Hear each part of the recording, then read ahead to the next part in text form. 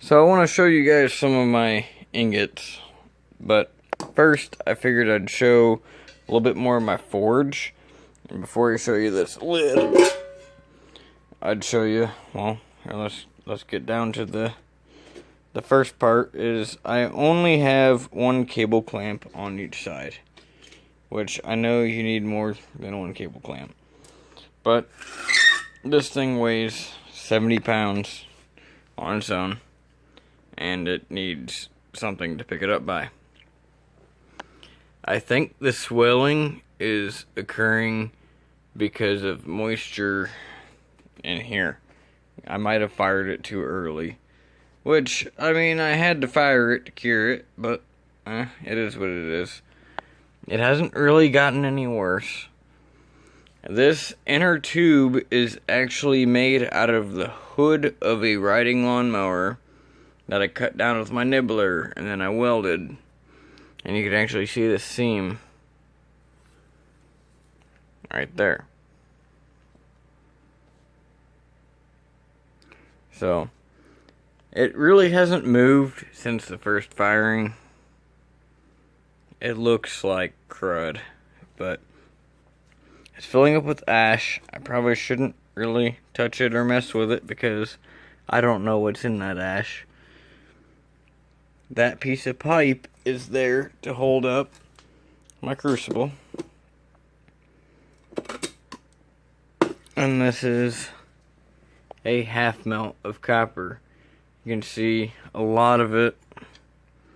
I couldn't actually physically pull this out because it's molten to the bottom. It's just the loose stuff on top. I mean, I can push it down, but it was partially molten. Then I ran out of fuel. That's okay. The lid, however, I think is going to be the next big step. I want to leave this hole and leave this hole, but this one I think I'm going to plug, but that way I could direct the heat from two vent ports. And I've got this piece of junk metal welded on here. Not the prettiest weld, but I can touch that up and then I can fill that with the same stuff that I filled the sides with. Run some pipes through and drill some holes. Put another piece of filler material on here. Doesn't really matter what it is, to be honest with you. As long as there's some kind of steel for support, I think it'll be okay. And I'll weld that other piece on once it's cured so it doesn't explode. And then I'll have a fully insulated forge. You can give your input if you want, but I think that'll work just fine for mostly what I do. I'm not trying to melt steel here, obviously. But yeah, I'll show some of my ingots, and I've melted brass, copper, lead, aluminum. I want to do some bronze. Whatever I can do. It's really more of just, can I do it? Can I melt it? And an R12 tank forge. Because I enjoy it. As long as it's worth the amount of fuel it takes. Because I've taken baskets full of material and turned them into just one block. And that's actually really nice. It makes a higher quality material, and it saves a lot of room. Well, from what I thought I had from least impressive to most impressive, here's what I got. Here's a block of lead. and I marked them all on the sides. PB is lead, 6.3 pounds. And these are actually embossed, so they stick out.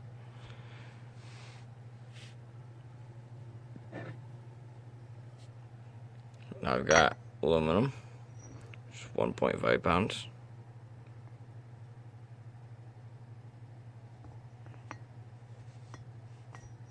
Same size ingot, of course.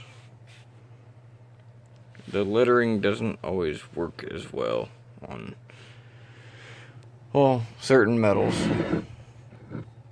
The higher the temperature, the harder it is to get your letterings. This is brass. Since brass is an alloy, it's just labeled brass. 4.2 pounds.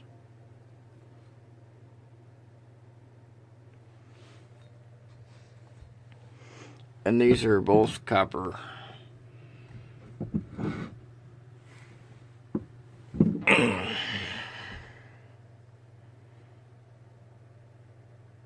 Lettering didn't come through as well. Looks like 6.6, but it's actually 5.5. CU is copper.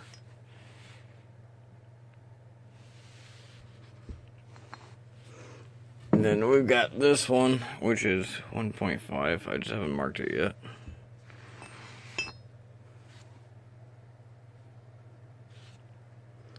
But look how much better this stacks as valuable material than, which I have so much aluminum. But it stacks so much better like that.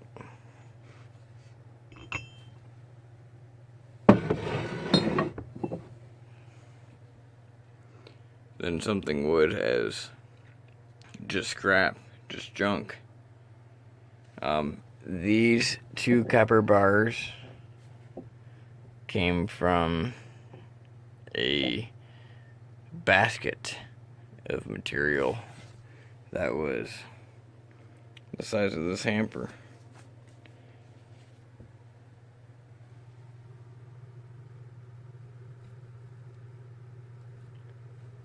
Same material too.